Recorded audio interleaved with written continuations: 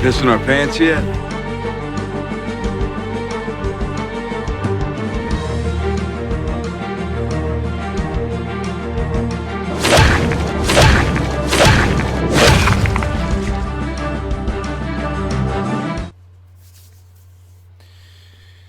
Alright guys, what's up? It's the Air Raid Lord. This is just kind of a afterthoughts vlog and predictions moving forward for the channel. We had quite a tumultuous episode, and I feel like we should kind of regroup a little bit here and just generally touch base. This past week's episode was heavy. Now, just because I was dressed up as Negan, the villain, doesn't necessarily mean that I sympathize with his cause, although he does have rules for his civilization. I think it's been argued that if we followed him for 6 seasons instead of Rick, then we'd be on his side, because Rick's done some equally brutal things. He's ripped people's throat out. He macheted Gareth to death right in front of all of his remaining survivors. So there's been equivalents to the deaths, obviously, but because we're following Rick, we have a closer attachment to the characters that we've been with for all these years. I know a lot of people are probably recovering, I suppose. I don't think I necessarily realized this, because I don't know if it would have been better for people to spend the summer, because imagine if this episode was the season finale for season 6, which, again, I thought was going to be the case. But if this episode had been the finale for season 6, that would have given people an entire summer to grieve over these two characters. And for that reason, I think in some ways I still think that this episode should have been the season finale.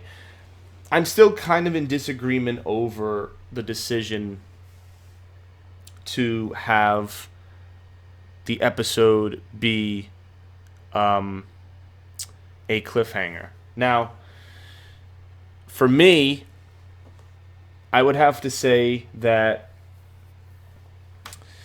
there were a couple of things they were able to do with the episode that I think that they couldn't have done if the episode wasn't a cliffhanger. I think people were saying that they could have had Abraham die as the victim and then leave that as the cliffhanger and then come back in season 7 and then Glenn dies in the premiere. So split the deaths up. And actually, interestingly enough, on The Talking Dead for this recent episode, Michael Cutlitz actually discussed how when Scott Gimple told him that he was going to die, Scott Gimple didn't actually know. He said, well, we're going to have you either die in the season 6 finale or the season 7 premiere.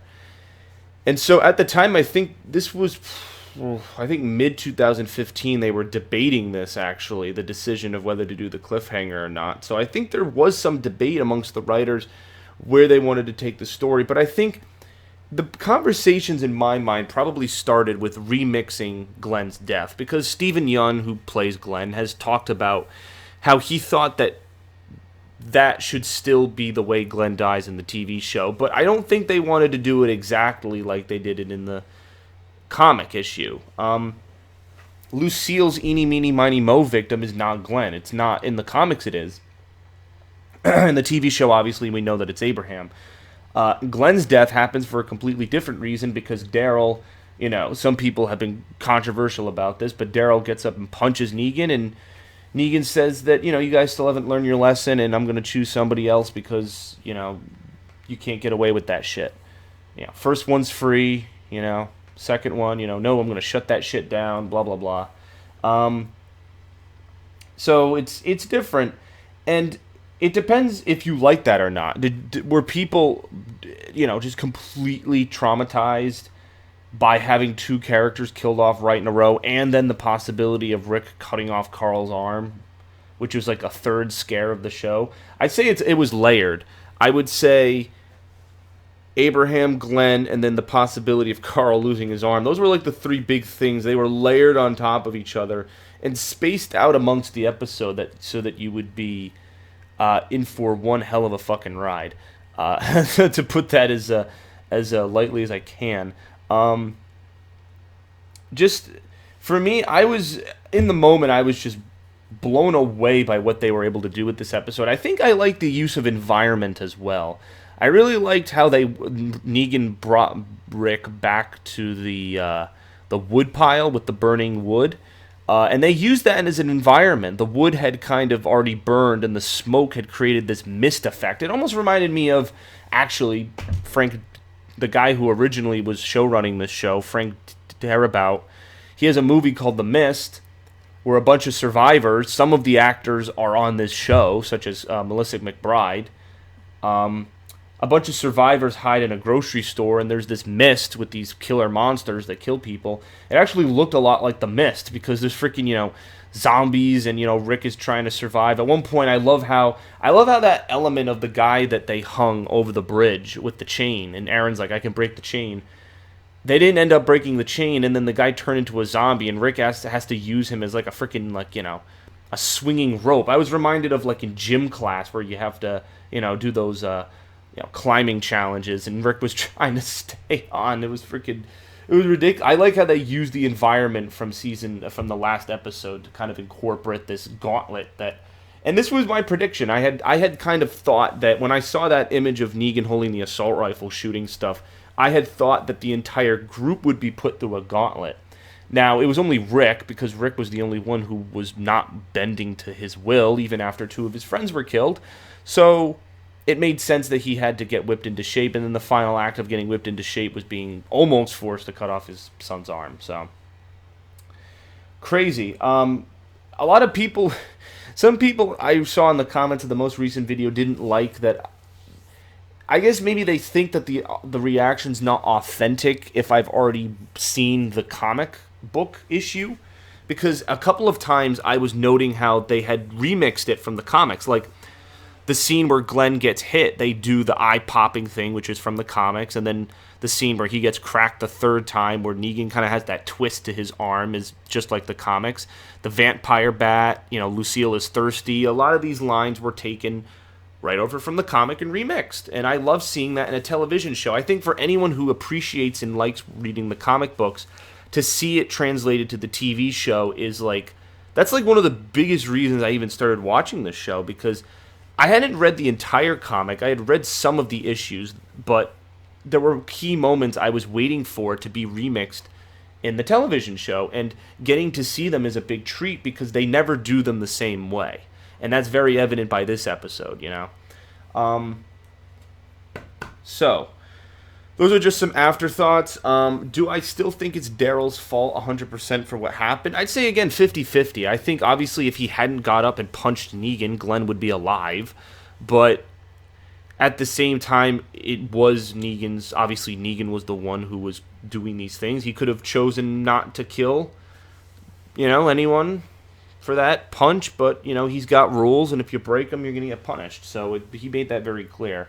So there's obviously some blame that Daryl owns, and the thing is, this is going to change his character. Daryl's going to feel immense guilt over A, not killing Dwight, and B, now causing indirectly or directly Glenn's death. And he already felt guilt for Denise's death at the end of season 6 when he was gung-ho at killing Dwight. And now this is just even more shit. I mean, if you thought Maggie was in pain after losing her closest family members, Daryl is just he's letting that's the thing that he hates the most. Daryl hates to let people down. I mean, you saw when Herschel was beheaded back in season 4, and then Daryl kind of blamed himself for not going out and looking for the governor.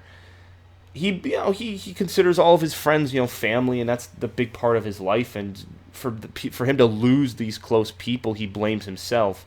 But now it's like he kind of has direct responsibility for that, even more so than the whole governor conflict. So it's just, that's heavy, man. All of our characters, all of the main cast is really just thrown into a fucking pit, and now they're in the darkest of places, and it's going to be interesting. I'm interested to see how Negan interacts with Judith, because that's something that's not in the comics, and I don't know when he's going to find out that Rick also has a little daughter. That's going to be Oh, I'm going to be on the edge of my seat for that. I kind of have a prediction of as to how I think that's going to be staged. I won't say it yet, but because I'm gonna, when the episode comes, when Negan finally collects for his supplies this season, I might explain it then. But this video was just a couple of afterthoughts. Hope you guys enjoyed. Another reaction video will be up Sunday. I have decided to make the screen a little bit bigger for you guys to watch. And I'm still debating whether to do a live stream, like little video, or if you guys just want to watch the TV that's behind us. Again, you know, there's sacrifices with either or. Sometimes the stream lags. Other times the TV quality is kind of crappy just because the cable is just crappy in this area. So it's, you know, we try to do the best with what we're given. We know that our fans like to watch the episode and that they like to watch us react as well. And I'm trying to find a good balance between the two and give you guys a layout that works. So I'm going to try to do all of those things to the best of my ability. So I hope you enjoy, and definitely stay tuned. There'll be more vlogs like this coming in the future. This weekend, in addition to the reaction video for episode 2, there will also be a cosplay guide for being Negan for Halloween. That's basically the costume that I wore for this past week's episode reaction.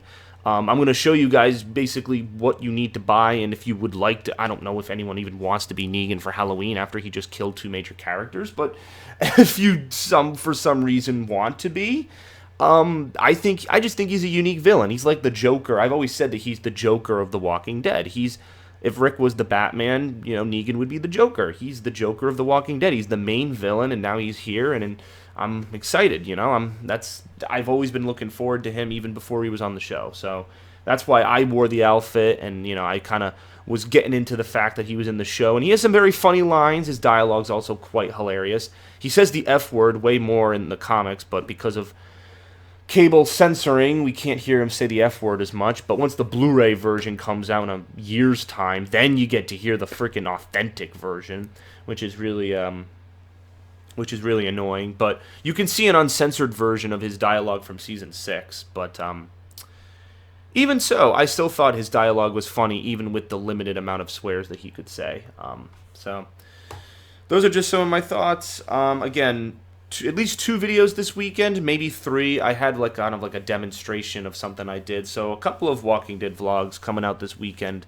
And then on the gameplay side of things, I think I might, I've sparsely uploaded video game footage, because originally, I don't know if anyone even knows, that's originally what my YouTube channel was, video game footage. I've been playing Battlefield 1 with a few friends, so maybe I'll put that on YouTube, because it just came out. It's pretty good, World War I game. I'm glad that they went back in time, so, you know, I had some fun, so maybe I'll throw it up on YouTube if anyone's actually interested. But if you just want to see your zombies, then I'll throw up some Walking Dead and keep it consistent with that. So, alright, that'll be it for me, and I'll see you guys later.